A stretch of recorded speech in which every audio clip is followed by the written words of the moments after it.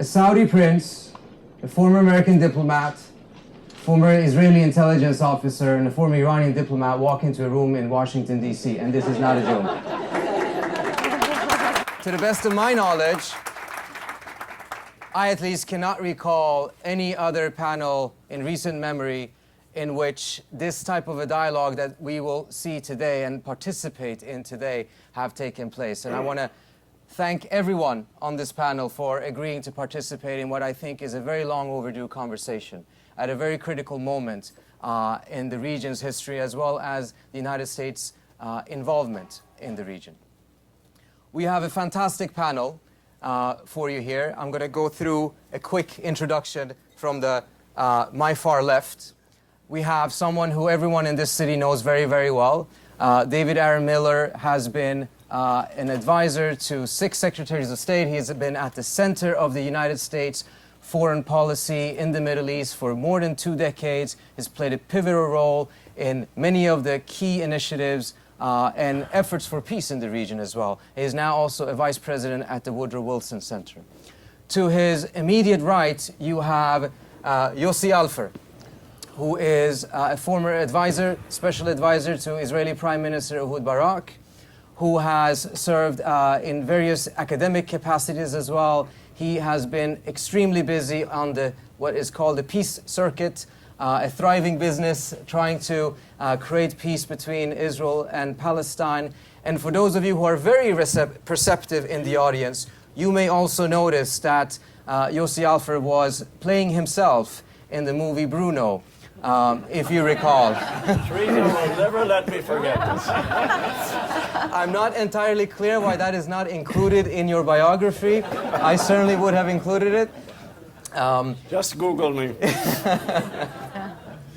We're also very delighted to have Dr. Shireen Hunter, who is at Georgetown University teaching Islamic studies and one of the most perceptive and profound analysts of Iran and regional politics that we have here in Washington, D.C.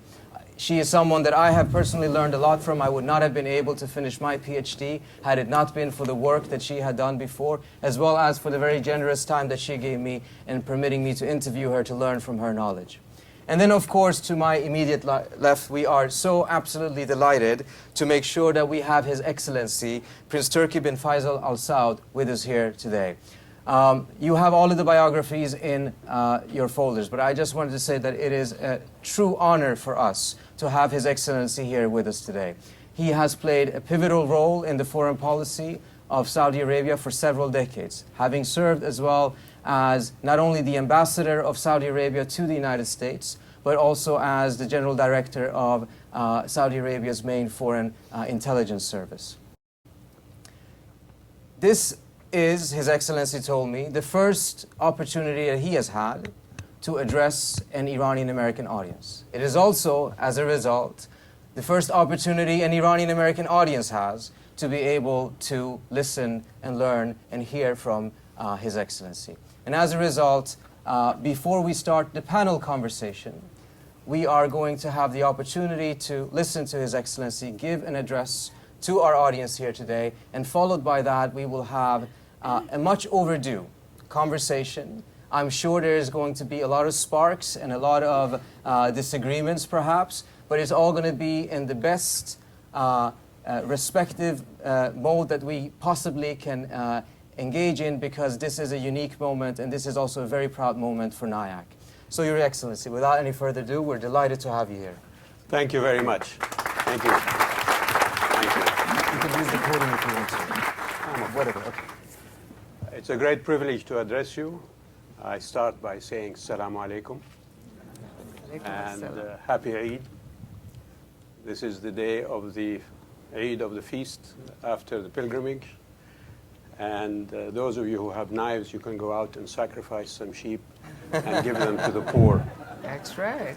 Don't use them on me, please. There's a Mr. Riza Marashi, I think, who works for NIAC. Yes. Yes. Well, I saw a tweet of yours about forcing something down Saudi throats. You wrote it, at least, unless someone said that in your name. But in any case, I am available if you would like to. Ladies and gentlemen, there is a tradition, a prophetic tradition, that says that the Prophet Muhammad, peace be upon him, once gestured towards his Persian companion Salman and said, لو كان الإيمان عند الثريا لناله رجل من أهل فارس. Even if faith were near the Pleiades, that's a star system in the skies, men from among the Persians would attain it. This tradition points to a few fundamental truths about Persian history and identity. In invoking the Pleiades, the Prophet, peace be upon him, was testifying to the power of the Persian strength of faith, that there was no obstacle large or far enough to prevent the Persians from attaining the unattainable. Even today, Iran is caught between pride in its ancient and varied history and the ambitions of its turbaned leaders. In the pre-Islamic world, the Persian Sasanian Empire was a cultural and political force rivaling that of ancient China, India, Greece, or Rome. Sasanian artists and musicians were welcomed by the royal courts of imperial capitals, and the Sasanian government was widely praised for its humane and effective style of rule. The Persians of ancient world could even lay claim to one of the world's monotheistic religions, Zoroastrianism, a faith based on the teachings of Zoroaster, who lived over 3,000 years ago. By the 7th century AD, when Muslim Arabs arrived shortly after the death of the Prophet, peace be upon him, Persians came to accept Islam and to adjust to life under Arab rule. The Persian language adopted its own version of the Arabic script and borrowed heavily from Arabic vocabulary. The flowing, nostalgic script of written Persian, known for its beautiful, long, and sloping letters, was adopted for the Urdu language and revered by the Ottoman artists, who used it as an inspiration for their own styles of calligraphy. During the medieval flowering of Islamic civilization, as Europe struggled in its dark ages, Persia produced some of the Islamic world's most famous scientists, mathematicians, theologians, and poets.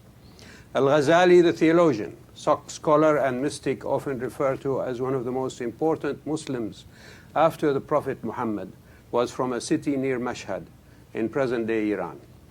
The legendary polymath, Avicenna, Ibn Sina in Arabic, the greatest scientist and medical scholar of his age, the author of over 400 texts and the master of the Greco-Roman and Indian scholarly traditions, made time to compose poetry in his native Persian. Hafiz Shirazi is still one of the world's most famous and influential poets, and Persian poetry left an indelible stamp on South Asian literature and art. Omar Khayyam is well known not only for his quatrains, but for his astronomical and mathematical genius. Al-Khwarizmi gave us algebra and introduced the zero into mathematics. Persian architecture set a new standard for physical beauty in houses of worship in the Islamic world. But even in the Islamic Golden Age, Persians held some nostalgia for the purity and power of their culture and history. The poet Ferdowsi's Shahnameh, or Book of Kings, an epic of Persian legends and history from the dawn of time until Islam, was written around the year 1000 AD, and Ferdowsi was careful to avoid Arabic influence on his vocabulary. He wanted a Persian epic to be represented in undiluted Persian prose. With the rise of the Safavid dynasty in the 16th century, Persia experienced another great shift. The Safavids installed Twelver Shia Islam in their kingdom, and Persia became a majority Shiite country as well as a locus of Shiite religious scholarship. By the 1800s, Persian artistic and intellectual elites no longer delighted in the poetry of the Shahnameh or studied the mysticism of Al-Ghazali, but instead sent their sons to French finishing schools or took long vacations to European museums and salons. Reza Shah Pahlavi, who came to power in the aftermath of a 1921 coup, was able to rescue Iranian pride at that time of place from a geopolitical morass. It was Reza Pahlavi who insisted that foreign nations refer to Persia by its ancient name of Iran. In doing so, the Shah was intentionally evoking thousands of years of Aryan lineage and framing the modern Iranian state around its ancient ethnic identity. The Pahlavi's secular and authoritarian rule alienated the country's more religious current. In 1971, the Pahlavi government spent vast amounts of time and money to celebrate the 2500th anniversary of the Persian Empire, founded by Cyrus the Great. It was a lavish affair, with food catered from Paris and giant tents equipped with the latest technology. As the Shah paraded his wealth, the lineage in front of the world, some Iranians grew angry. The religious right called the celebration the Devil's Festival, while many leftists in Iran protested the methods of the Shah's secret police. The Islamic Revolution of 1979, which installed the powerful yet polarizing Khomeini as supreme leader, was a new and different articulation of Iranian identity. Khomeini's claim to rule was based on his interpretation of the concept of the guardianship of the jurists, or Vilayat al-Faqih, a Shiite doctrine articulated first in the late 19th century, which gave varying degrees of civil authority to religious scholars trained in Shiite Islamic law. Khomeini enforced his own interpretation of guardianship, giving himself unchecked authority over Iran's political affairs. Some Iranians rejoiced at the prospect of Iran's resurgence as an Islamic power. Others dreaded a move that they felt would divorce Iran from the rest of the world. While Khomeini's guardianship did not extend politically beyond Iran's borders, his words and actions sent a message of an ambitious and wide-reaching claim to Islamic leadership. A new caliphate, if you like, but with Shia practice. Khomeini combined the Persian imperial ambition of the Shah with the more recent Shiite authority of his intellectual ancestors in Qum. This was an Iranian empire like no one had ever seen. Insular, combative, and eschewing cultural exchange in favor of a claim to universal truth. It took on a pugilist stance, not an embracing one. Many Muslims around the world were dismayed by Khomeini's sudden claim to speak for them, and what seemed like callous disregard for other Islamic traditions and ways of life. In 1980, and after miscalculating the extent of the political struggle that followed Khomeini's return to Tehran, Saddam Hussein launched his abortive attempt to topple Khomeini. For 2 years, and until Saddam's troops were pushed back into Iraq, none of the Arab Gulf states supported him. Unfortunately, Khomeini vowed revenge and launched a counterattack on Iraq. He also miscalculated, and the Iraqi people, Sunni and Shia alike, united in opposing Khomeini's aggression. Only then did the Arab Gulf states come to the aid of Iraq. Khomeini's intention may have been to unite Muslims under a single banner, but the aftermath of his actions 30 years later have only served to further divide the Muslim world. Ladies and gentlemen, today the lofty beauty of the Pleiades can seem very far indeed from the reality of daily life in Iran. The country is marked not by worldliness or even by religion, but by isolation. In contrast to the traveling artists of the Sasanians and the multilingual scholars of the Islamic Golden Age, many famous and well-respected Iranian artists today have trouble even getting on a plane to another country. Interaction between Iran and its Muslim neighbors is limited and often hostile. In the aftermath of Khomeini's death, Iran's leaders have chosen to expand its nuclear program, a move that has further damaged Iran's relationship with the international community and forced its citizens to close themselves off from much of the outside world. And yet, clerical authorities in Iran still tend to act as if they lead the Islamic world, issuing ultimatums, intimidating their neighbors, and inciting dissidence and revolution. Iran has the right to use nuclear power for peaceful purposes, but brinkmanship policies and the construction of secret facilities do nothing to serve the country's best interests. Nor do these policies allay the world's suspicions. All member countries of the United Nations, not just the West, are bound by the Security Council sanctions on Iran. If Iran's leaders seek equitable treatment on this issue, they must come clean about its nuclear program. The best way to move forward on this issue is for Iran's leaders to follow the policy set down by the Shah in 1974. The establishment of a zone free of weapons of mass destruction in the Middle East will ensure a level playing ground for all nations in the region. Iran's leaders claim to support the zone. That support should not be by lip service alone. Like all worthwhile achievements, however, Persia's greatest masterpieces were the product of cooperation and education, of learning from and with people of other backgrounds. Just as Arabs, Africans, Europeans, and Asians continue to be enriched by Persian knowledge and culture, Iran has been greatly enriched by its Arab, Asian, and European partners. Pushing away these interlocutors, dividing Muslims with bombastic claims to religious leadership, threatening their neighbors with false claims to Bahrain, and refusing all rational solutions to the dispute of the Emirati Islands will not restore the former glory of Iran. It will do just the opposite. Khamenei's meddling in Iraq is the cause of the daily killings and suffering that the Iraqi people are enduring. The situation in Syria, in which the Iranian government has chosen to support al-Assad, is a case in point. Ruhollah Khomeini was famous for his claim as the champion of the Mustazafin, the sufferers. Today, Khomeini's successors have chosen to support the oppressor, not the oppressed. Khomeini wore the black turban that signified his pride in his long and noble Arab lineage. Khamenei, Khatami, and even Nasrallah wear it also. But the Iranian leadership meddling in Arab countries is backfiring. Arabs will not be forced to wear a political suit tailored in Washington, London, or Paris. They also reject even the fanciest garb cut by the most skillful tailor in Tehran. The Iranian leadership has the opportunity to share so much of Iran's heritage and wisdom with other Muslims.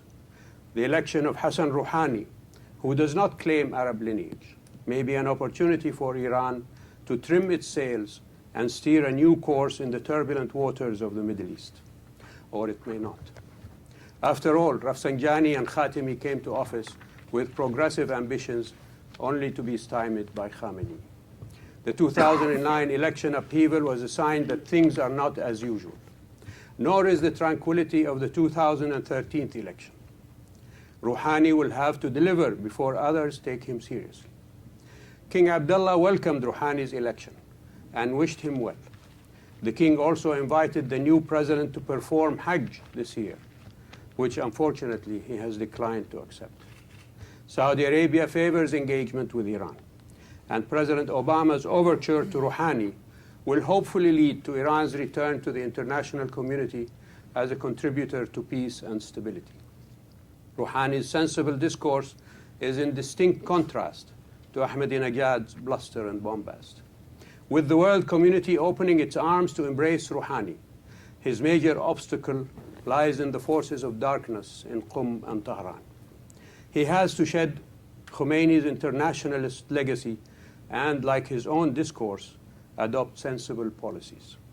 In the holy month of Ramadan last year, and with the holy Kaaba in sight at the Mecca Islamic Summit, King Abdullah, with the support of all Muslim countries, including Iran, launched the formation of the Center for Dialogue among Islamic Schools of Thought in Riyadh. That is where Iran's contribution can make a difference in establishing its credibility with its Muslim peers.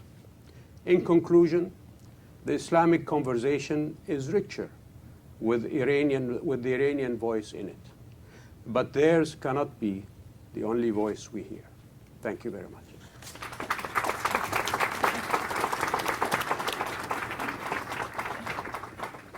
Thank you so much, Your Excellency, for that very eloquent opening. These are nations who have been neighbors for thousands of years. And throughout those thousands of years have gone through periods of peace and periods of war. The question right now, though, is that at this very moment in the region, where everything seems to be in flux, are we entering another phase of conflict, or are we entering a phase of potential peace? I remember about a year or so ago, in one of our conversations, you told me that you believe that the term of having a grand bargain between the United States and Iran, an effort to resolve the totality of the difficulties between the United States and Iran was nothing more than a code for saying that everything in the region will have to pass through Iranian doorsteps. What you said seemed to indicate that the concern from the Saudi side is not necessarily what the Iranians would do, but more of whether Iran would be included, whether Iran's voice would be heard in that context, but it would be heard in such a way that perhaps it will overvoice the Saudi voice.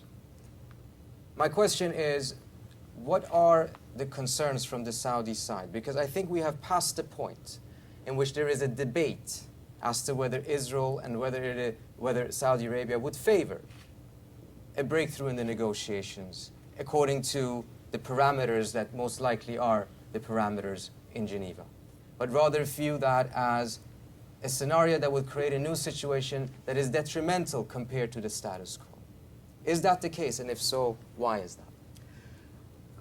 I would say, as I said in my presentation, that the kingdom favors engagement with Iran and has indicated that not just after the election of Rouhani, but in all of the election results that have come to Tehran after the death of Khomeini.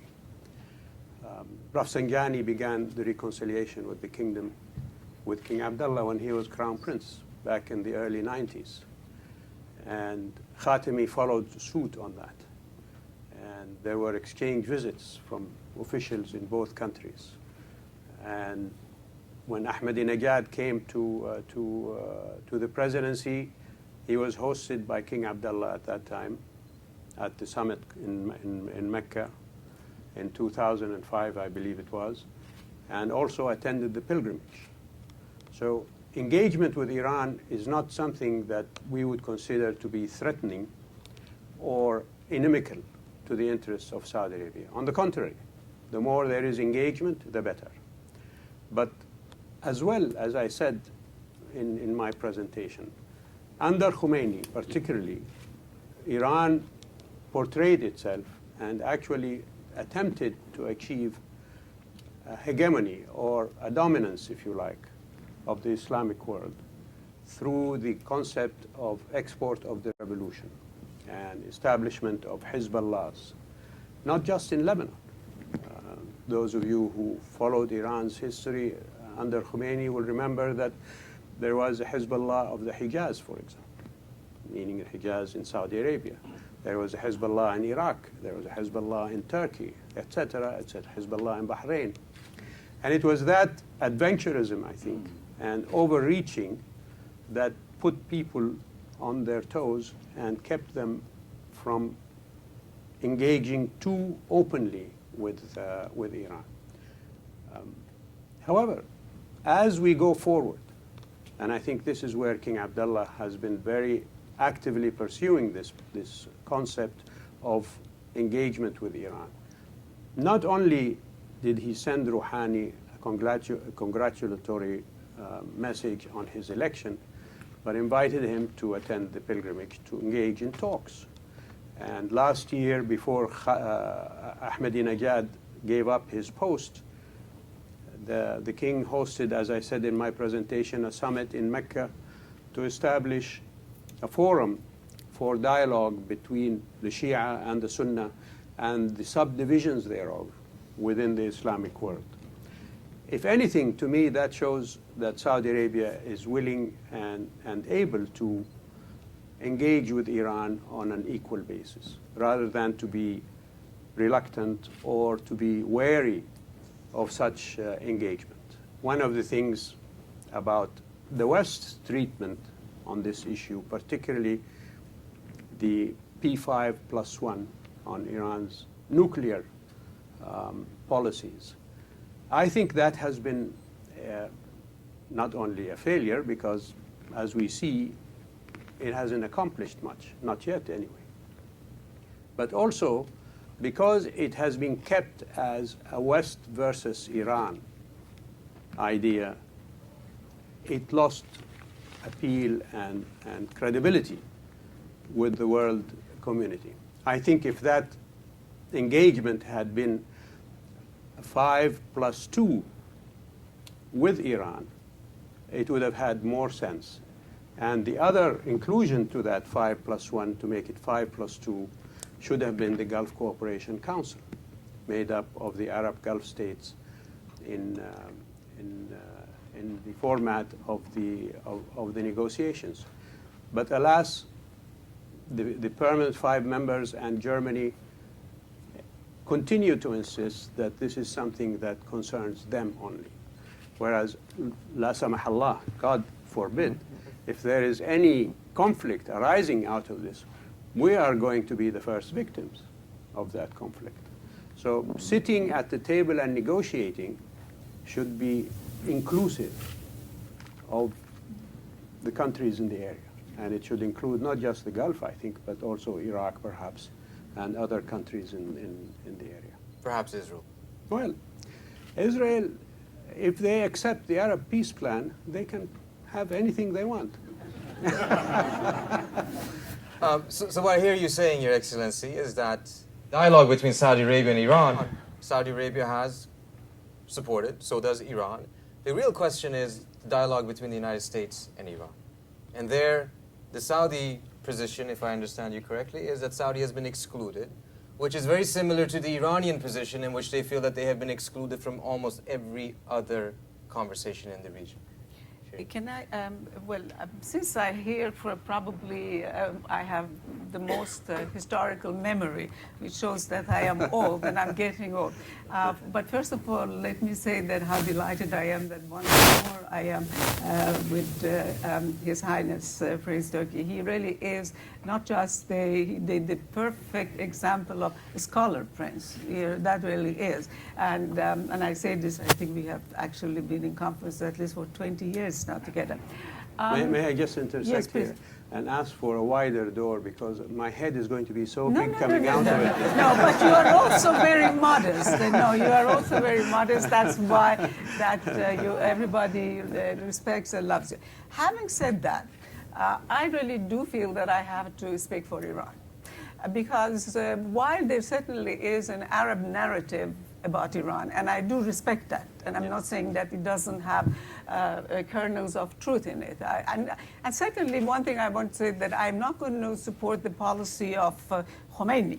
I think a lot of the points that His Highness made was actually correct. But that was not Iran so much as Iran, but that was a revolutionary period. I mean, let's face it, Khomeini did less damage to Saudi Arabia than Jamal Abdel Nasser. I mean, so it is certain thing. That was the nature of revolution. That was not the nature of Iran. So don't blame Iran for the revolutionary phenomenon of Khomeini, because that's very important to say. But there is an Iranian narrative. Because I was, for example, in foreign ministry at the time when this whole question of Bahrain and islands was done. The fact of the matter on the islands and Bahrain is, to be honest with you, I will tell you, Your Highness, that if Iran had a proper parliament at the time, Shah would not been able to give away Bahrain, and they give away. And I know it because when I served in London at the embassy, I had Bahrainis, of Iranian Bahrainis, coming, carrying Iranian passports, saying that he told me, don't sell us cheap. So this is one thing that we have to keep in mind. The other thing is that Shah did a very terrible, of course, diplomacy failed. Shah's diplomacy failed. But Sir William Lust played a dirty trick on Shah. The island issue was not going to be any more disputed. They said, okay, and Iran's dispute was not with UAE. The UAE was not in existence when Iran, and had Iran not given his agreement to the giving away Bahrain, because the whole UN sort of plebiscite or whatever was a sham, that there wouldn't even be any UAE to talk about, so that come and when you go there, they equate those islands that has, except for Abu Musa, has no inhabitant, with the West Bank and Masjid al-Aqsa, the same way as occupied territories. Now, the other thing is that the Shah, this is where I think that, unfortunately, some of the Arab countries' problem really is not with regime, but it is with Iran. Historically, there has been a way of not accepting legitimacy of Iran to be active in there. Bahrain was one case. Again, I don't want to get into the dispute of Khalij Fars, the Persian Gulf or Arabian Gulf, and so on and so forth. But if you look at Iran, actually, Iran has been withdrawing rather than, advancing. And as far as the Saddam Hussein is concerned, well, if anybody was going to attack, for example, Egypt during Nasser's time, because if Iran did the things that Nasser used to say, Nasser even funded Khomeini when he was in opposition in the 1960s. So we have to get these issues not as a kind of evilness of Iran, but part of the politics of the region and politics of the now, coming to the other point, so therefore, I think the starting point, I agree with you 100% that the Iranian claim to be leader of anybody is just unacceptable. Today, it seems to me we need a paradigm that moves beyond leaders and led cooperation. But on the other hand, the legitimacy of Iran as a Middle East power, as someone that has a role to play, has to be taken in mind. Because in the 70s also, whatever the Shah did, Shah went and helped Sultan of Oman against the Dhofari rebellions, and then they said that he is aggressing against the Arab countries. So, lastly, I mentioned the question of US-Iran rapprochement.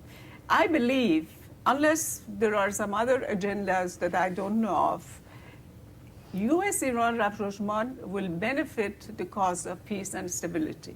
Why? First of all, it will indicate that Iran is moving away from its revolutionary rhetoric, that it has understood that this road just doesn't lead anywhere. This is one thing. But the other implication is that this will also mean that if they want to move beyond just the nuclear thing, they have to come to terms with other important regional players. And other important regional players, first of all, Saudi Arabia, because of course it's not only a regional player, but also an important leader in the Islamic world and so on and so forth. So they have to come to terms, they have to compromise. So I agree with you 100% on that. The same thing also frankly applies to Israel, which I think that one of the most important mistakes of Iran has been to alienate Israel. How they managed, you resisted for about 10 years or so, but then finally, and so that Professor also, Hunter, I will stop. So what I'm saying is that the idea that if US and Iran reconcile, other countries are going to be loser, it's not, unless they want to completely do away with Iran, in which case, of course, that's a different ball of game. So there's going to be difficulty having these different narratives converging anytime soon. But I do want to shift the focus a little bit, not towards the past, but towards the very things that are happening right now in the region, because we are at a pivotal time. In some ways, this disagreement was not exciting and intense enough for me, so I'm going to bring in Yossi Alpher to bring in an Israeli perspective onto this. And I'm going to ask you, from what His Excellency is saying, if I'm reading it correctly, the primary problem is a fear of being excluded. That the deal that would be made in the region is one that is driven by Western interest and is Western concerns about Iran, its nuclear program, its standing in the region, whereas many of the regional countries themselves are physically, at a minimum, not at the table. Israel perhaps is not physically at the table, but is definitely part of the equation. And I would actually argue that Saudi Arabia is as well. Does the Israeli fear, and I'm going to presume, you can correct me if I'm wrong, but seeing how Prime Minister Netanyahu seems to be very concerned about an actual deal being brokered in Geneva, with his statements setting forward conditions that are completely unrealistic and would guarantee failure. I'm going to depart from the presumption that he is more worried about a deal than he's worried about a non-deal. What is the Israeli fear of a deal being brokered between the United States and Iran that, at least from the American perspective, ensures that a breakout capability for Iran does not exist? Let me preface my answer to that just with a brief reference to Prince Turki's remarks and Shireen's remarks with regard to, and I think it was very important to underline what Iran is doing that bothers the region that has nothing to do with its nuclear program. okay, whether it's Bahrain or the islands or Iraq, or from the Israeli standpoint, closer to home, Syria and Hezbollah in Lebanon. From the Israeli standpoint, deal or no deal, best deal possible, we still have an Iran problem. And so does the rest of the region. And I think it's important to keep that in mind, because Iran still has, in our eyes, I dare say in Saudi eyes as well, hegemonic designs on the region. And these will, of course, be more acute if Geneva fails, or if Iran moves ahead toward a military nuclear capability, but they'll exist in any case. Now, I can't speak for Prime Minister Netanyahu. I cannot, I emphasize, speak for Prime Minister Netanyahu. My sense is, and it's just my subjective sense, that most Israelis would agree with me that at the strategic level he's right. At the tactical level, he's making a lot of mistakes. I mean, the newly elected president of Iran wishes us a happy Jewish New Year. You reply graciously. You don't score points anywhere, including in the Israeli public, when you reject this. And you don't score points by calling a Rouhani a wolf in sheep's clothing. But the Israeli fears are serious. And the Israeli fear that a deal will be reached that satisfies the 5+1, but does not assuage our fears, and perhaps the fears of others in the region as well, with regard to Iran retaining a breakout capability, which, even if it's not realized and exploited, tends to enhance or to fortify Iran's hegemonic designs. And again, I refer to the Levant just north of us. I said to Prince Turki earlier, if Iran is the most important issue for Israel, Syria is the most urgent. And of course, the two come together. Now,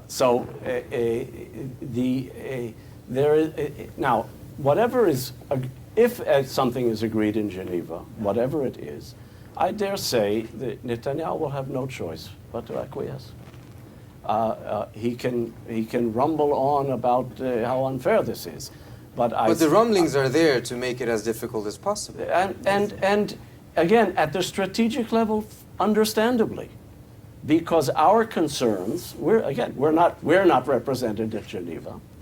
We're not even represented in the group of nations that discusses what's going on in Syria, just across our northern border. Okay, we're totally isolated in this, which is unfortunate. I fully agree with Shireen that I'd like to see on the table at Geneva not just the table of the 5+1 meeting with Iran, not just the nuclear issue, but from the Israeli standpoint, of not the same importance, but of great importance, Iran's rejection of Israel.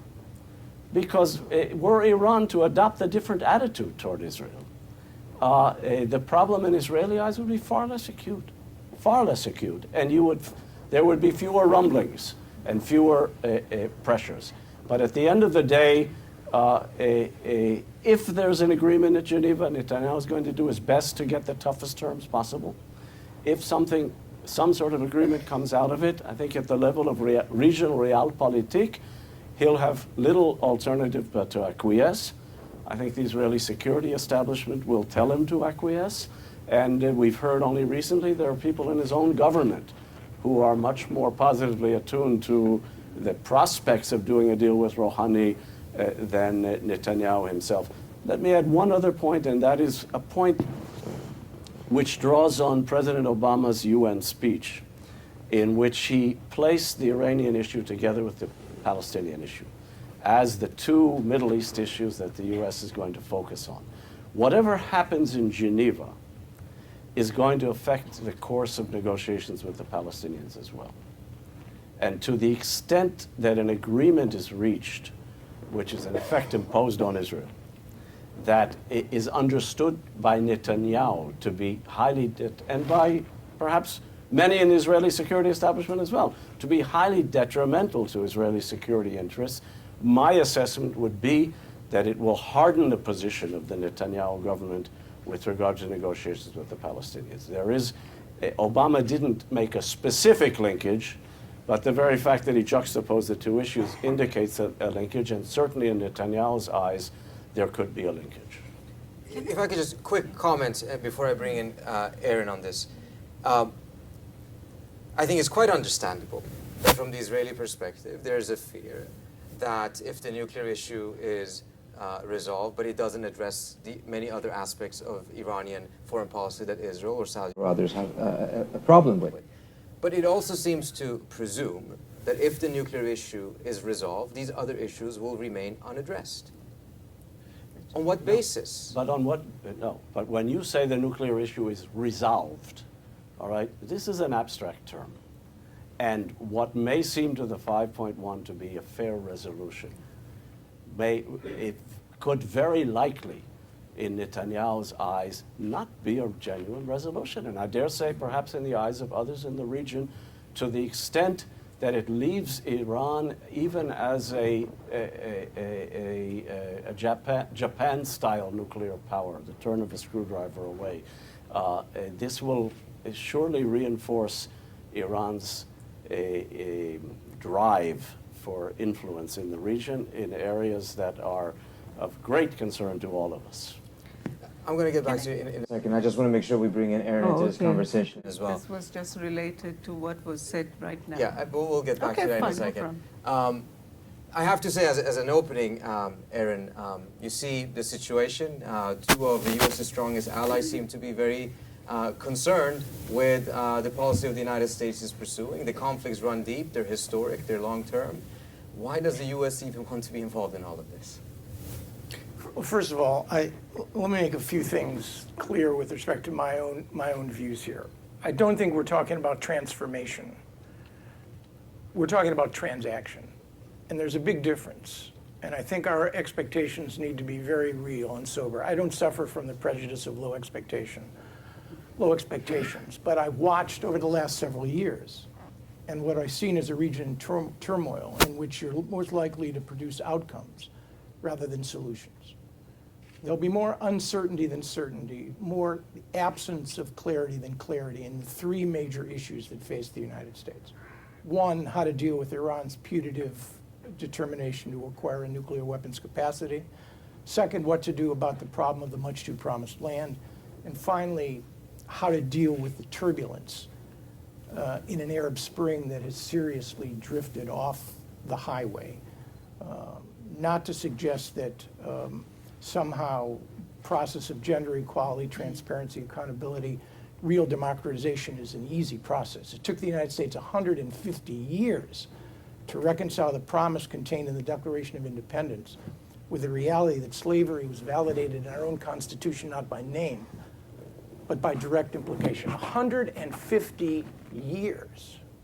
And while the Roman historian Tacitus may well be right that the first day after the death of a bad emperor is always the first day, our expectations about what's happening in the Arab world need to be realistic. My point is that on all of these problems, the best you're going to be able to do is the transactional. We're not talking about a fundamental rapprochement between the United States and Iran. We're not talking about a conflict-ending solution between the Israelis and the Palestinians. And we're not talking about the production of stable democratic polities in the Arab world anytime soon. So the absence of certainty is going to mark whatever agreements pertain. You're not going to get a deal even along a transactional path that is perfect. The question is, can you get a deal based on a balance of interest?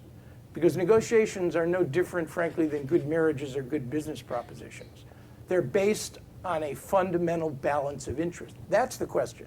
Now, the United States is not just negotiating for itself in these matters, which complicates our task. By implication, we are, in fact, dealing with the equities of both the State of Israel and Saudi Arabia. That's point number one. At the same time, I think you're dealing with a very risk-averse president, not a risk-ready president. We're now emerging from the And this domestic political context is critical to understand, given the agency of the United States in all three of these challenges. We're emerging from arguably the two longest and among the most profitless wars in American history, where the standard for victory was never could we win, but literally when could we leave? And the relationship between the application of American military power with respect to this problem, Iran or Syria, is fundamentally shaped by this president's reluctance to apply American military power without a sense of how it would affect the end state. You saw it in Syria, and the same reluctance prevails here.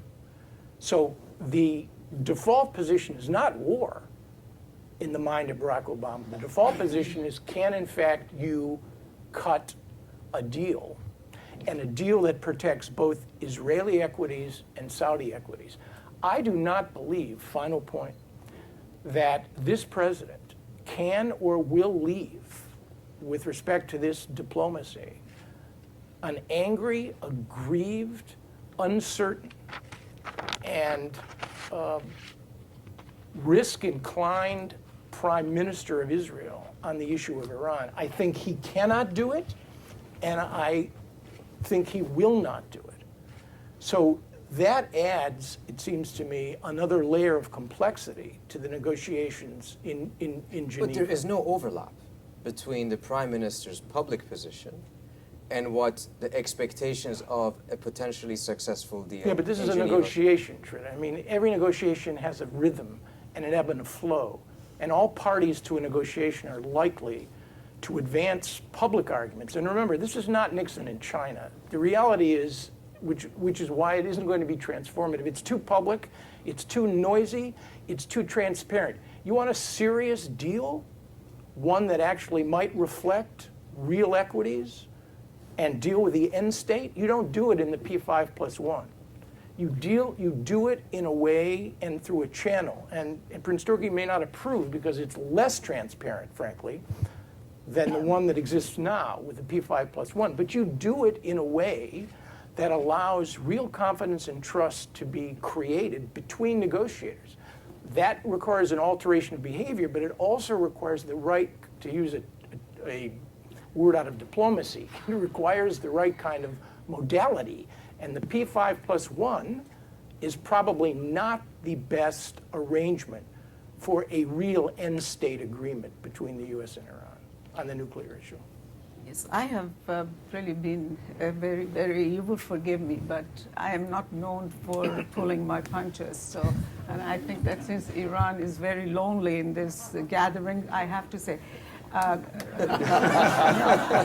don't forget. No, but there are certain things that really, I think, to be honest with you, because I think we have to be a little bit more rigorous in things that we are saying. There are a couple of assertions made, and these are almost acquired axiomatic proportions. Iran is a hegemonic power. Why? Because once upon a time, a long time ago, it had an empire. But the idea that since that time that it had been overrun by Arabs and Turks and Mongols and the British and the Russians and all and sundry, and latest by Saddam Hussein, who committed clear aggression against Iran. Fear that preemptive war is aggression. We have become too euphemistic. So this is one thing. Is Iran more hegemonic than Erdogan, who wants to recreate the Ottoman Empire, Osman Chuluk?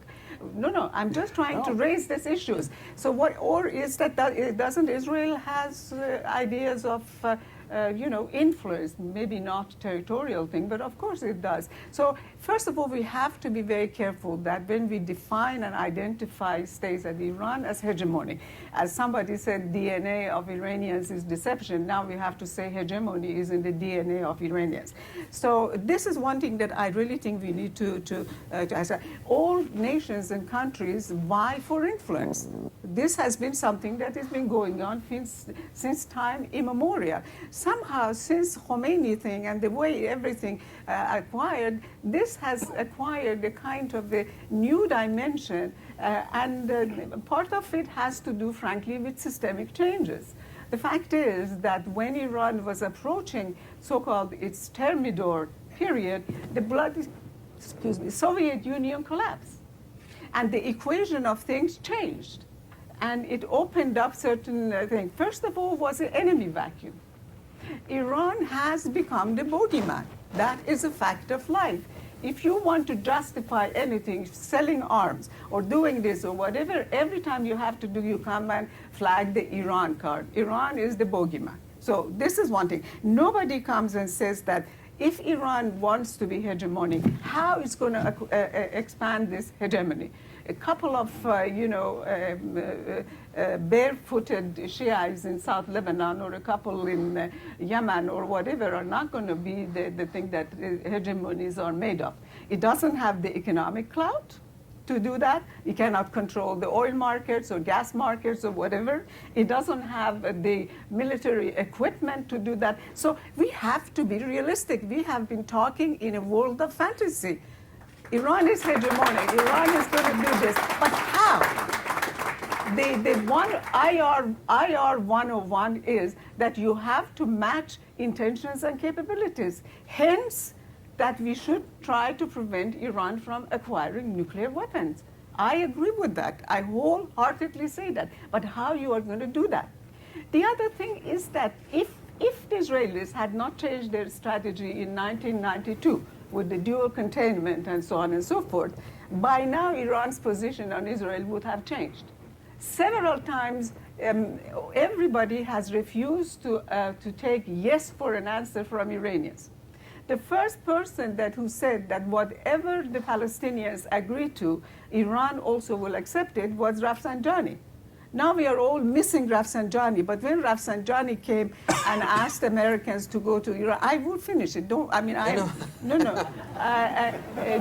go to Iran, they put sanctions on. Sanctions started even before the first centrifuge was operating. So it seems to me that we really need to come in discussing Iran. There is a subtext to all of these things, and all this Iran discussion reminds me of the famous movie by Louis Buñuel, Le charme discret de la bourgeoisie, the discreet charm of bourgeoisie, that what was actually said was completely different from what the reality was. So there is a subtext. It has become an Orwellian language, the way we are talking about Iran. So if this thing goes on, this will continue, sanctions will continue. At some point, sanctions will reach a point that you either have to escalate or something will have to give.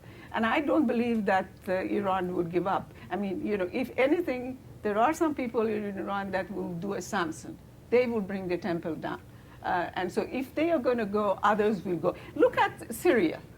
Is Jabhat al-Nusra, who is cutting the heart of the people and eating it raw, is this what you want to do? That? And everybody in the newspapers are now saying that they are winning against the so-called liberal Syrians. So I'm not having time for Assad, but this is the same Assad who until 2010 was feted in all Arab capitals. Suddenly he has become the worst thing that it was. So, I mean, this is what I'm trying to say, that the whole dialogue is just surrealistic. It really is surrealistic. And so... Your Excellency, you have been waiting for a long time as well. No, not at all. Well, I have not seen Buñuel's movie, so I can't judge on that. You should, Your Highness. I will send you the Please. DVD. Please. But I will just refer to something you said about my presentation, that Iran is doing this, Iran is doing that. I made certain in my presentation to specify that it was the leadership in Iran. Yes, thank you. I'm sorry if I... That was doing these things. When I mentioned Iran, I think the only time I mentioned Iran as such, it was to say that Iran has the right to have nuclear energy, and that there is no question there. I'm sorry if I came across as if I misunderstood your point. Not at all. We expected some sparks. It's entirely okay. That's But- why you invited. Yeah, but I will come back to what you just said, but Yes. I'll just refer to Mr. Alpher's issue about Israel and being kept out. Israel is kept out, particularly as far as Saudi Arabia, I think, is concerned, because it's keeping itself out by not engaging. In 1981-82, the late King Fahd, after Camp David, and after the Arab world literally threw out Sadat from the Arab League and divorced Egypt because they signed the Camp David agreement, the late King Fahd made a proposal which for the first time brought all of the Arab countries to say, without mentioning Israel by name, that all countries in the region have a right to exist in secure and defensible borders. And that was the first actual recognition that there is such a thing as Israel amongst our midst. Before that, it used to be the alleged state of Israel. Anyway, Israel never responded to that. 22 Arab countries at that time came on and signed on to the late king's proposal. Israel completely ignored it. Second time, of course, was the Arab Peace Initiative of then Crown Prince Abdullah, now King Abdullah, where a hand was extended to Israel by all the Arab countries. End of hostilities, recognition, mutual representation, normal relations in return for Israeli withdrawal from the Arab territories they occupied in 1967. Not only was there no response from Israel, but I remember at the time the political advisor to then Prime Minister Sharon, Dov Weissglass, I'm sure you know him, described the Arab Peace Initiative as the most dangerous attack on Israel's interests at that time. And subsequently, every Israeli prime minister, some of them have said, there are some good things in the Arab Peace Initiative, like Ehud Olmert and perhaps Shimon Peres, etc. Ehud Barak has said that. But no one has come forward and said, okay, let's sit down and talk about it. So if Israel is isolated in the area, because it chooses to be isolated, not because there is no effort to bring it into the area. So that's one aspect. On the aspect of your reference to the nuclear issue and Iran and that it should be done in a sort of secretive manner, there should be indirect approaches and so on. Saudi Arabia has dealt with these things throughout its history. But sometimes they succeed, sometimes they don't. I think what we need today, instead of all of this, in my view, useless vocal expression of hyperbole and wishful thinking and so on by the 5+1 and Iran on this issue, is to make a simple statement coming out of the Security Council of the United Nations, saying, we, the 5 permanent members of the Security Council, would like to see a zone free of weapons of mass destruction established in the Middle East. No need to do anything else.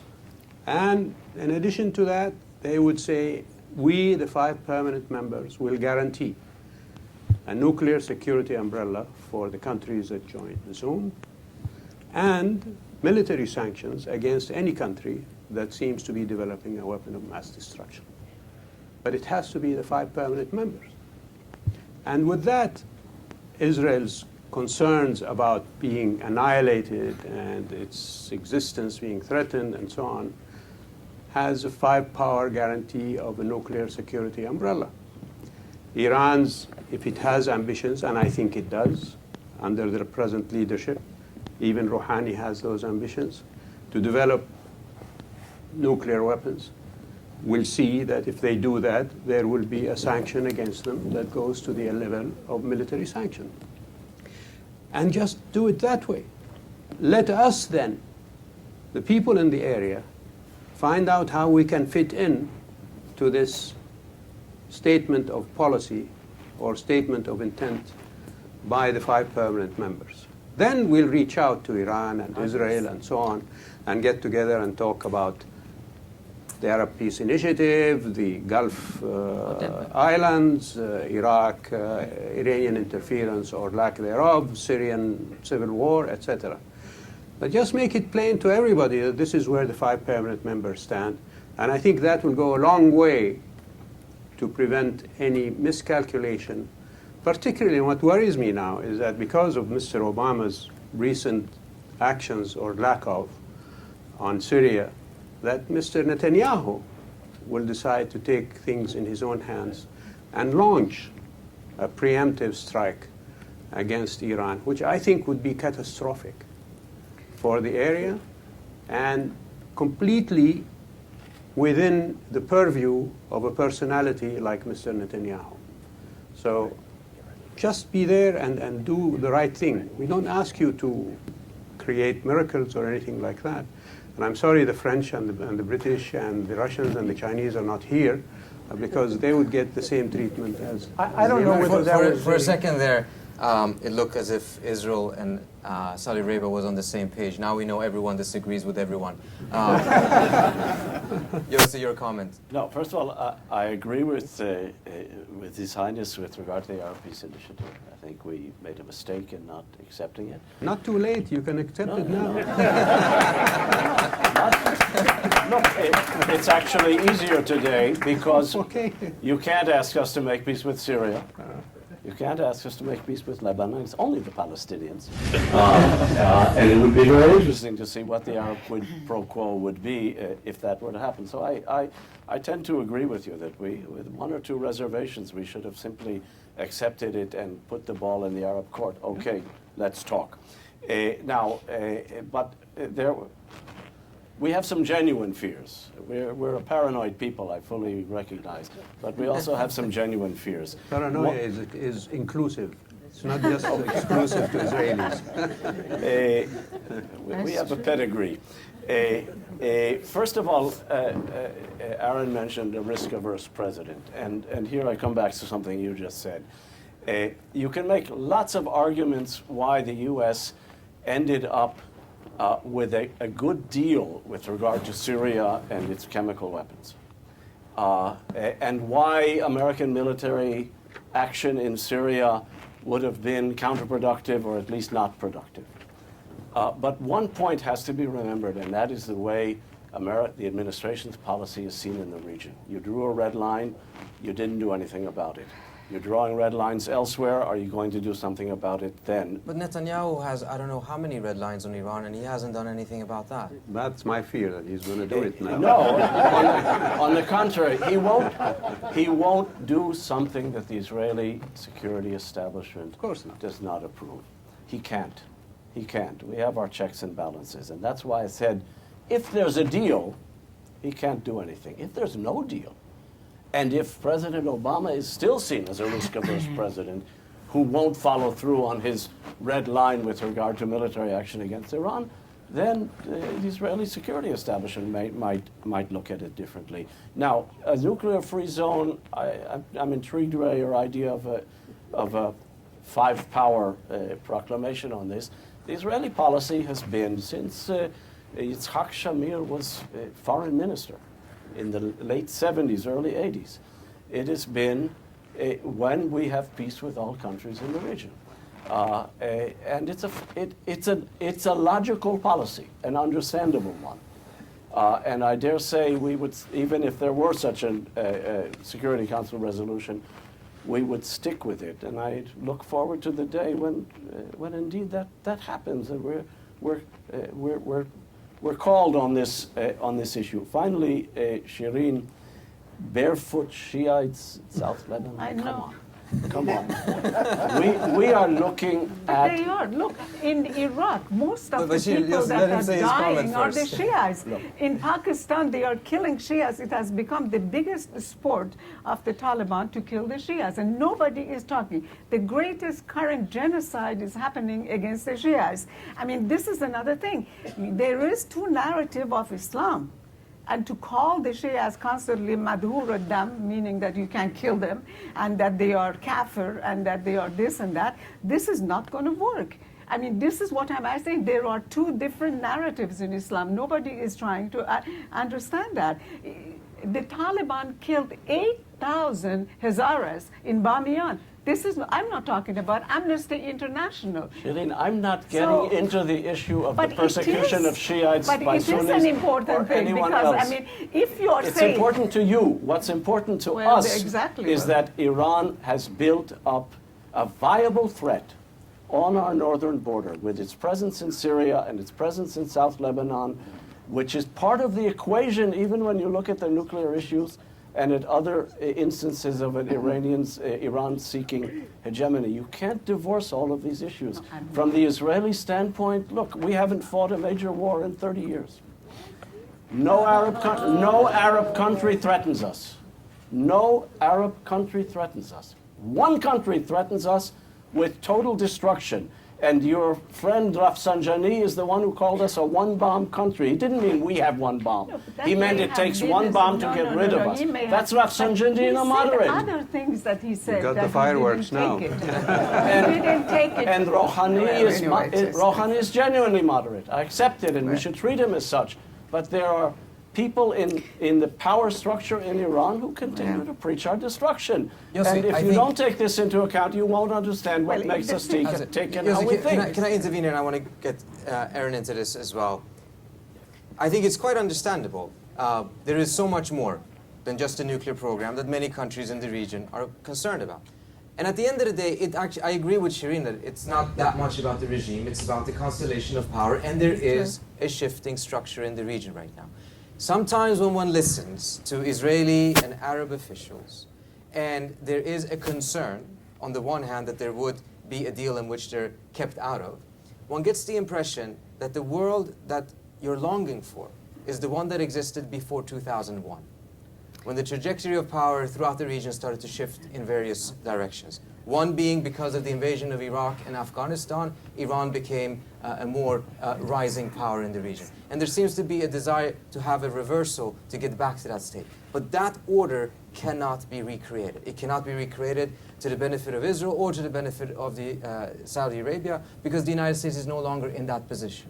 So the question then is, with the legitimate concerns that Israel has, how is the current strategy that is being pursued with maximum sanctions, creating not a bad cop scenario vis-a-vis Obama, but rather than, frankly, something that comes across as seeking to sabotage it? How is that actually addressing the legitimate concerns that Israel has?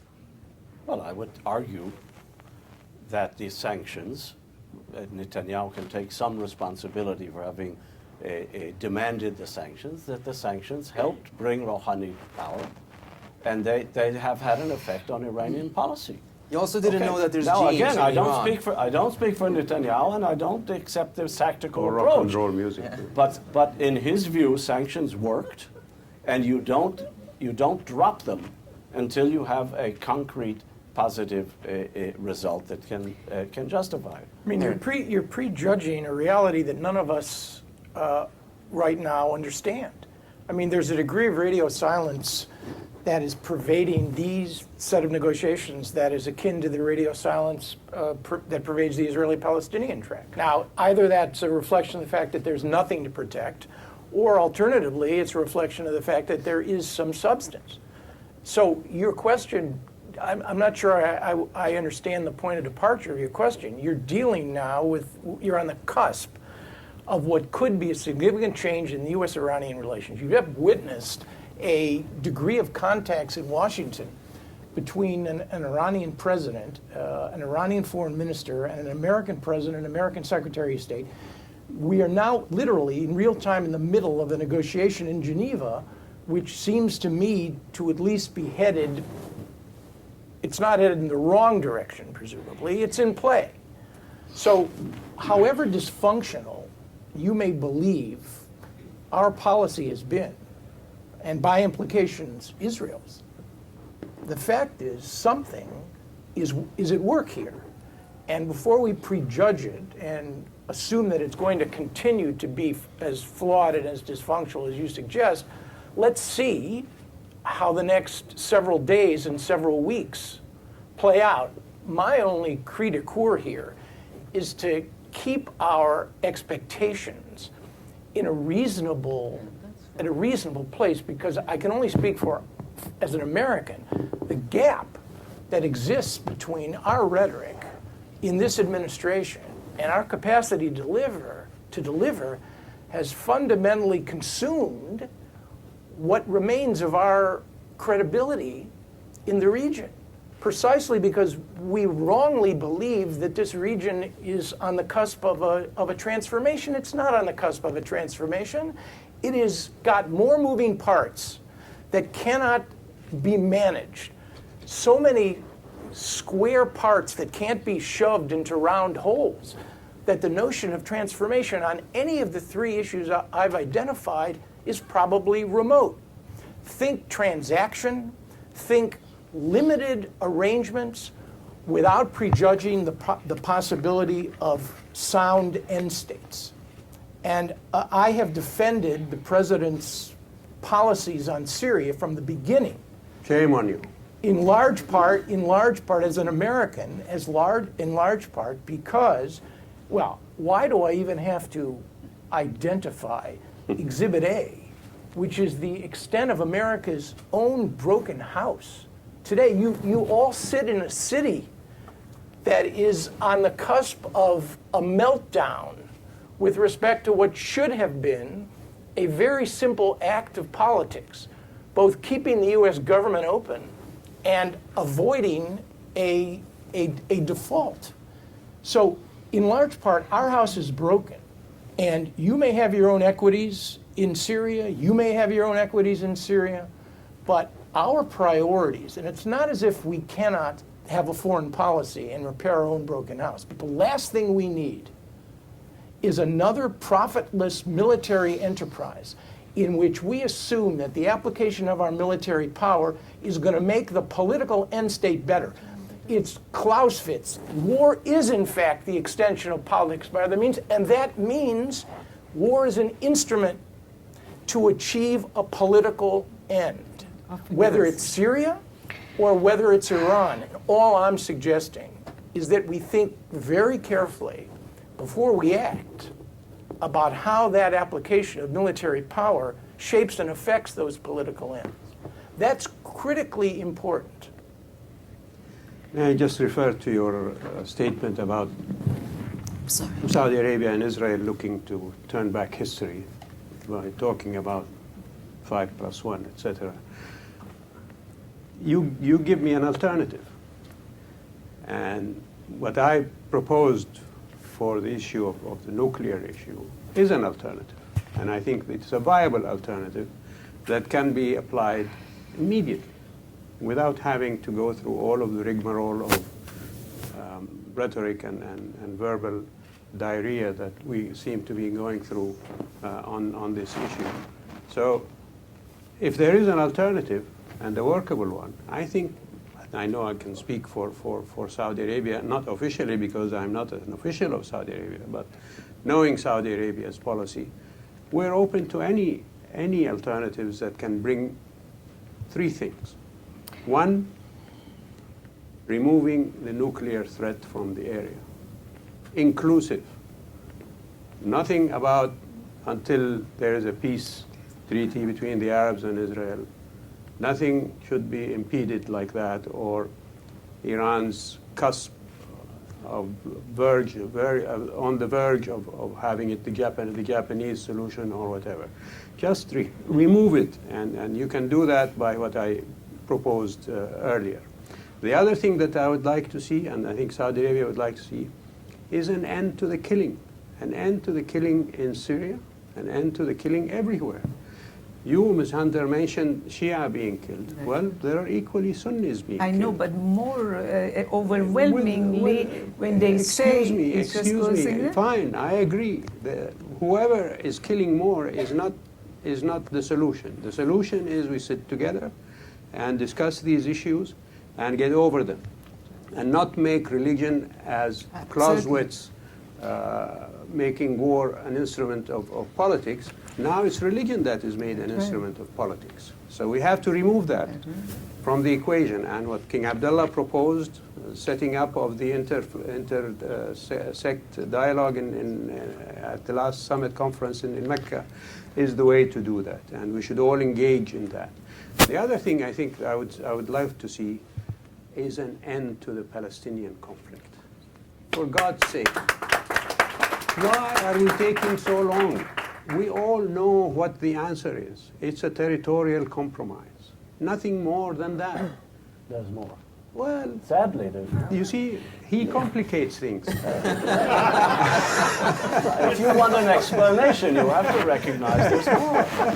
But let me just finish. Yeah. When I say that there is nothing more than that, I mean by that all of the permutations and all of the genetic characteristics and makeup of a solution have been dissected and bifurcated and inventing new words to do it by everybody. The Israelis know what the answer is. The Arabs know what the... Well, if you insist on not knowing what the answer is, then where are we going to go? What is the alternative? Tell me the alternative to a territorial compromise. On territory, we have no quarrel.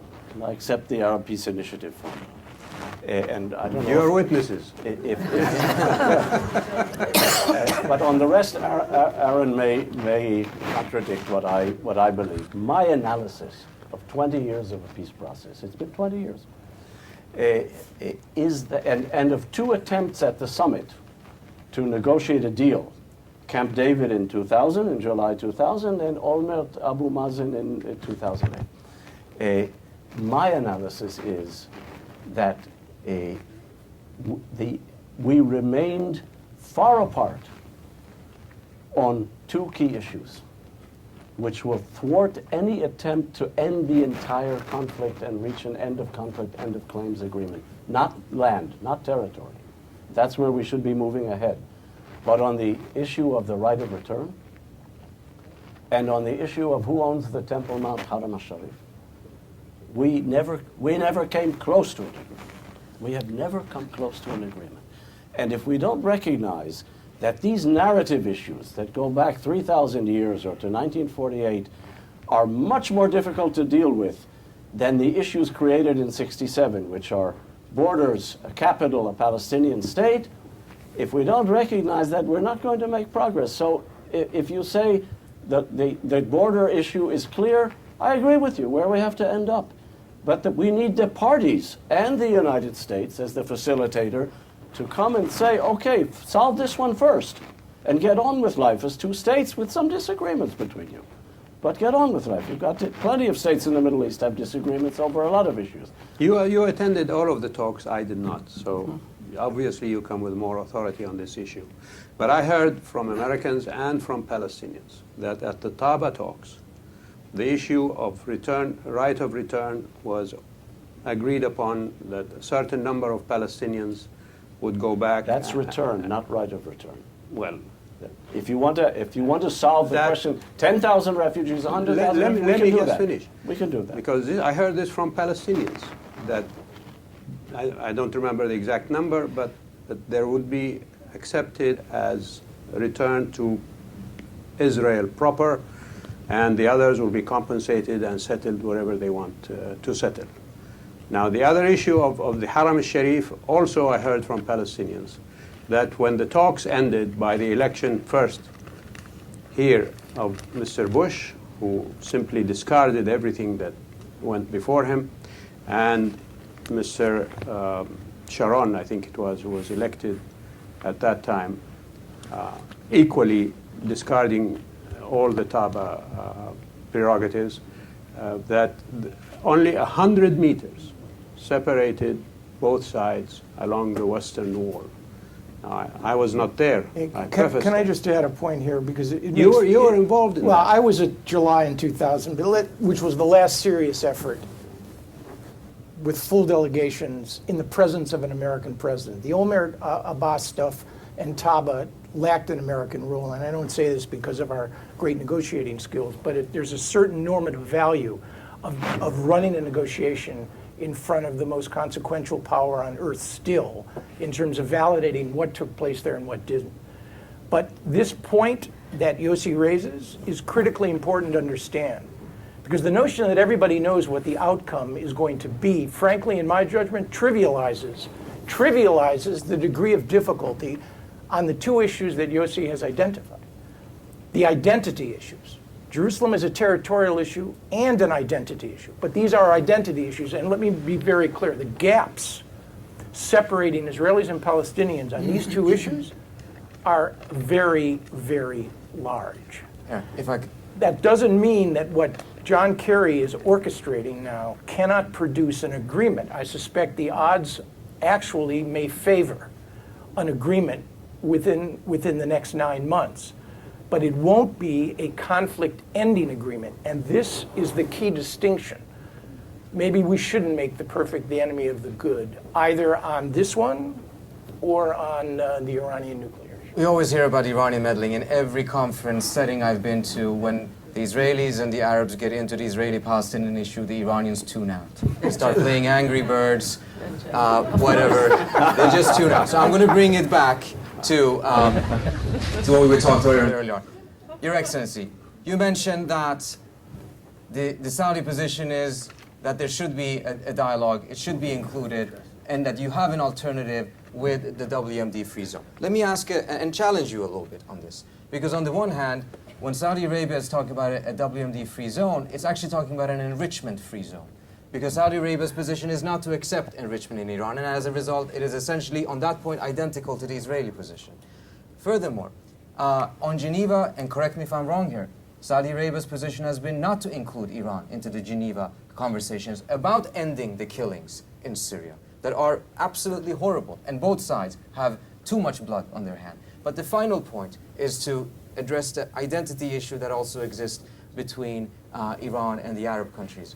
The Saudi line on numerous occasions have been, and I think you actually mentioned it in your opening statement as well, that Iran should not interfere in Arab affairs.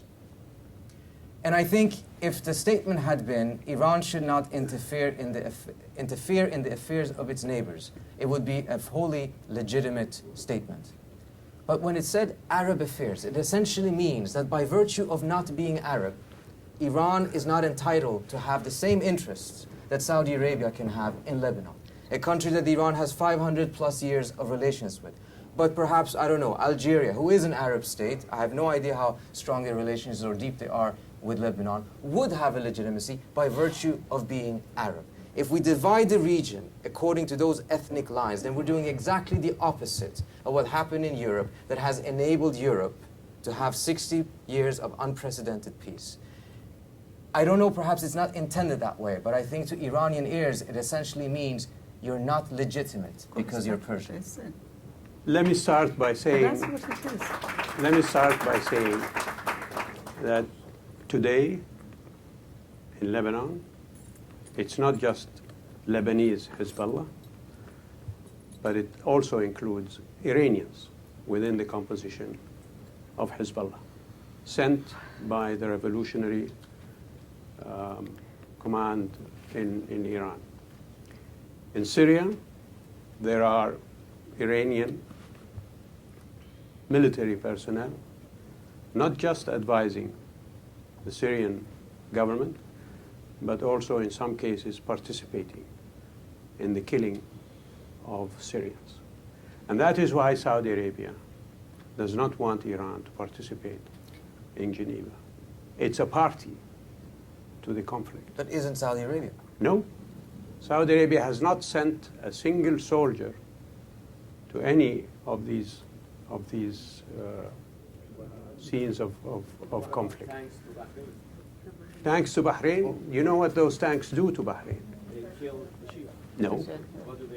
They protect the infrastructure, the airport, the seaport, and the business section, and that there is not a single Saudi that participated in the quelling of demonstrations in Bahrain. And if you can show me any proof of that, I will bow down in front of you and say, forgive me. Can you show any Iranian being involved in killing Syria? In Syria? Then I will vote for you. Absolutely. I will send you the proof of that. Okay? But let's talk about solutions. Let's talk about solutions. The Everyone solution- is killing everyone. Everyone knows that. As I told you, the solution is to stop the killing and negotiate.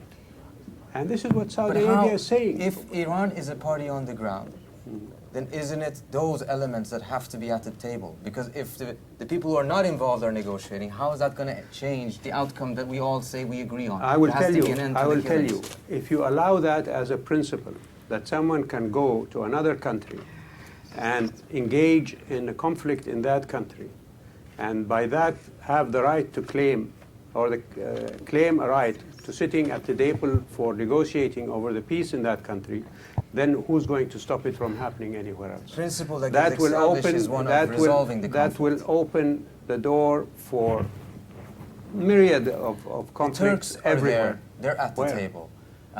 They don't have Others are, troops. so. They don't have troops in Syria. They don't We have have- troops in Lebanon. Shireen, you get Can I just 2 minutes, then we have to Well, go. no, I I've know. not included the audience in this. I very much understand. apologize for that, but I do want to make sure we at least get 2 quick questions before I think we have to close in 5 minutes. No. But I would just have to say the problem is that they really ultimately comes to that what I said at the beginning, that the fact is that for a lot of people in the region, unfortunately, Israel has become that a good Iran is a non-existent Iran, and this is something that something that is not really anything new. For God's sakes, there are others who are interfering in Iranian affairs. For example, in Egypt, you had the so-called Arabs of Ahwaz having their meeting. They are getting money and other things from somewhere else.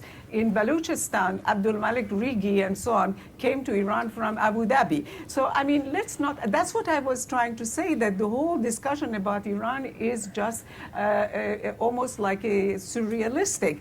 So the other thing that I would like to add in here is that what has happened is this, that the Iranian Revolution, basically, I'm not talking about value, who is good, who is bad. I'm talking about this as phenomena. The Iranian Revolution and the sort of alienation of US and Iran took a major strategic player off the Middle East map. What that happened is that other countries benefited from this. Turkey benefited, Egypt benefited, so on. In 1989, I'm not saying that I have prescience or so on, but in 1981, I wrote an article in Los Angeles Times. At that time also was talk of US-Iran improving relations. I said that United States regional allies will not be happy about the US-Iran negotiation. There was no enrichment. Again, I will emphasize that there was no, the fact is Iran is a big chunk of territory. It sits between the Caspian Sea and the Persian Gulf. It has all this stuff. And so when it comes into play, other players' role is going to diminish, whether it is Turkey, Egypt, or whatever. So this Saudi is... Arabia, you mean. Well, Saudi Arabia. But on the other thing that you said about bringing Sunni and Shia together, which I believe we should, because, really, but and again, I never want to say anything in defense of the Islamic regime. Let me just be very clear. However, You're doing a good job of it. Iran, no, but I can't just close my. Iran created the first door of Tahrir. Ayatollah Taskhili started on this. Rafsanjani suggested that he should have talks with, the man Qaradawi. 2 minutes left. I know. And then he called the Shias, Qaradawi called the Shias Madhur Dam. They called Rafsanjani Madhur Dam when he went to Masjid al-Madinah when he was visiting Saudi Arabia. I'm sorry, but this is the reality out there. And so this, as long as Shia is Rafidi and Kafir and all that, and Iran is Persian and alien, I assure Majus, you there are Shia mullahs in Iran and in Bahrain and in other words who do the same to the Sunnah. well, They do. So, all I we- can we You should- say- see, you sorry. see it on YouTube Anyway. all the We- time. we should do- we should we all should get do- over that. We should get over that. should We all shouldn't do- let them thwart our efforts to come together. We should all do what we Zoroastrians do. We stay out of all of this. We had the ambition of resolving all of these conflicts in an hour and a half. I think we have achieved that. Two very, very quick questions. Respectful, very short, no statements, no speeches. We have to respect time. Everyone else here has a very busy schedule afterwards. And I also asked the panelists to make sure that their answers are brief. Gentleman in the pink tie over there. For the panel, in this age of carbon democracy and its commercial windfalls for the region, can the region accept nuclear democracy where the control is in the hands of the country that it owns it? I Can think there be I've enrichment or bonus? I've answered that already with what I proposed, that there should be a nuclear-free zone in the Middle East.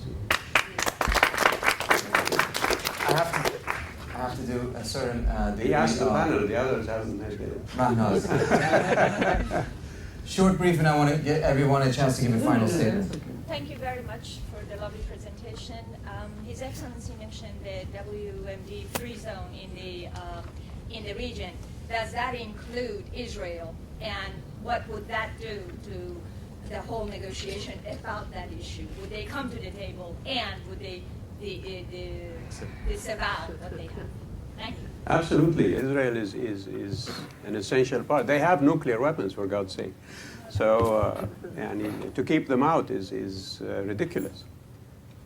Two final statements from Aaron and from Yossi. I've tried to make a point here, obviously I haven't succeeded, that transformational aspirations are probably not appropriate for this particular period.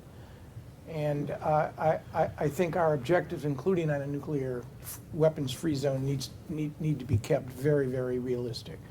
If you want a deal that avoids war or drift, then you are going to have to settle for a deal that is highly imperfect. And it won't be a resolution endorsed by the 5 permanent members of the Security Council. And it won't be aspirational. It'll be a transactional arrangement based on a balance of interests between Iran and the international community on the specific issue of Iran's putative desire to acquire a nuclear weapons capacity. If you can do that, and on the Israeli-Palestinian thing, get an agreement on borders and security with the hopes of negotiating the identity issues, or some framework agreement that commits the parties to do that. You get those two things, by the end of 2014, this would be a tremendous, tremendous success. You know, just an interjection here. I talked about this idea, I remember, about the nuclear-free zone in the Middle East to a serving British ambassador in Saudi Arabia some time ago. And he turned to me and he said, "But Your Highness, this is a very elegant solution. It's not going to work." And I turned to him and I said, "What's wrong with elegance? Why shouldn't it work?" And this is what you're saying, Mr. Miller.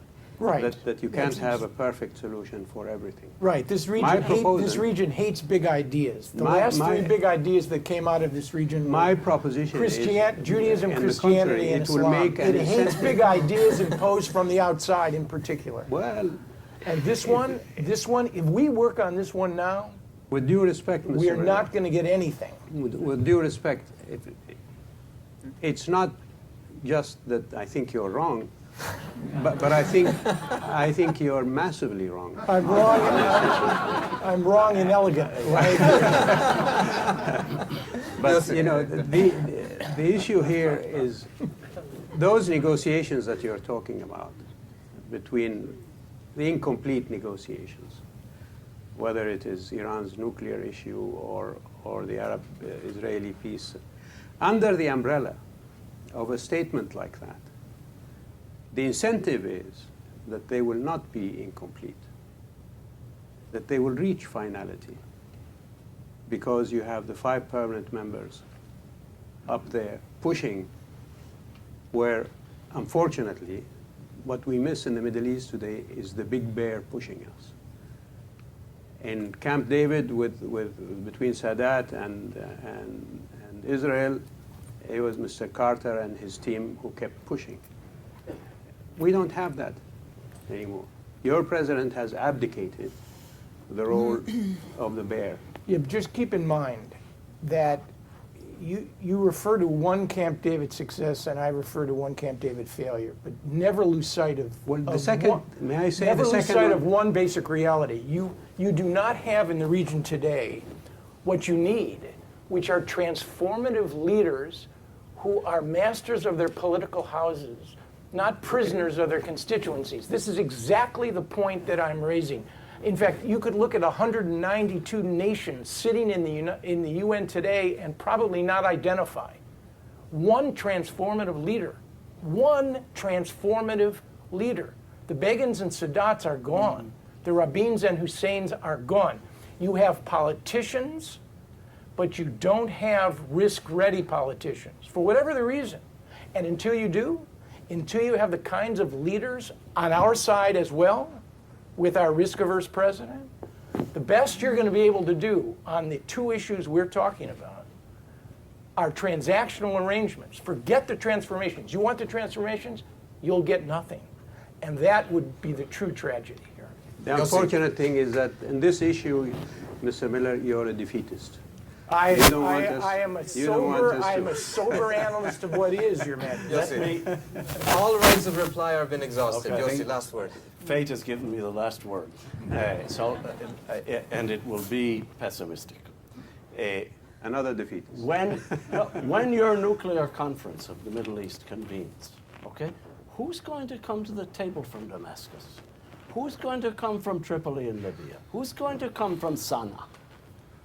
We're looking at a Middle East that is in a state of total disarray and dysfunction. We're looking at the collapse of the entire post-Ottoman Levant state system. This is a Middle East that can convene and produce transformative leaders? No leaders, not transformative, no leaders. So in many ways, if I go back to when Yitzhak Shamir enunciated that policy, which I'm not a great fan of Yitzhak Shamir, but this is a reasonable policy. We'll talk about nuclear disarmament in the Middle East when we have peace with everybody, with all of our neighbors. When he enunciated that, we were far closer to the capacity to sit down and discuss this than we are now. I'm sorry to say. The cruelest irony of all is that the three most consequential powers in this region today are the non-Arabs. They're the Israelis, they're the Iranians, and they're the Turks. Stable polities, vibrant economies, and tremendous military potential.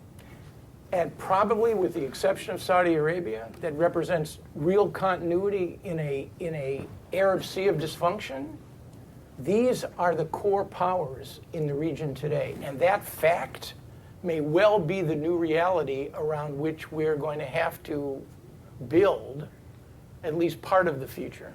So on that neither optimistic or But pessimistic since tone, your admonition was not agreed upon, I will have to say one thing as well. Otherwise, it will be sexism, and we don't want to do that. If I may say one thing, that I may sound very naive, and probably I am. What we do need in the Middle East and everything is a new paradigm in everywhere else. Basically, the era of U.S. euphemistic thing that we are going to have, as President Bush said, whatever U.S. says goes, that is the world order. What we are seeing in Syria, it's not Iran.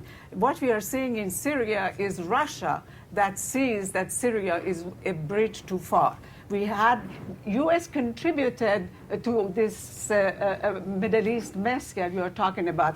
Afghanistan, Iraq was pulverized. And I am an Iranian born. I am saying this about Saddam Hussein, even though he attacked my country and my family almost died because of bombings coming on them.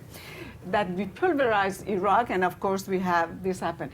where Sarkozy wanted to win elections, so we had to have the Libyan thing going on. So this is what it is. What it is at stake is what kind of a world we are going to have. Is it a lawless international society that we move from one thing or another, that humanitarian intervention, which is the most immoral and inhuman form of warfare that we have had? These are the issues that we have. The Washington talking heads are constantly talking about process. What did Netanyahu has for breakfast and what did Rouhani eat for lunch? But we are on a completely transformative stage of international system, and basically U.S. had bled itself. I mean, our budget problem, nobody even talks about the cost of the wars, trillions and trillions. And then we talk about red lines and that U.S. has to impose another red line. How much more? I mean, the golden goose is dying. Goose is dying. That's my last thing. All right. Thank you all so much.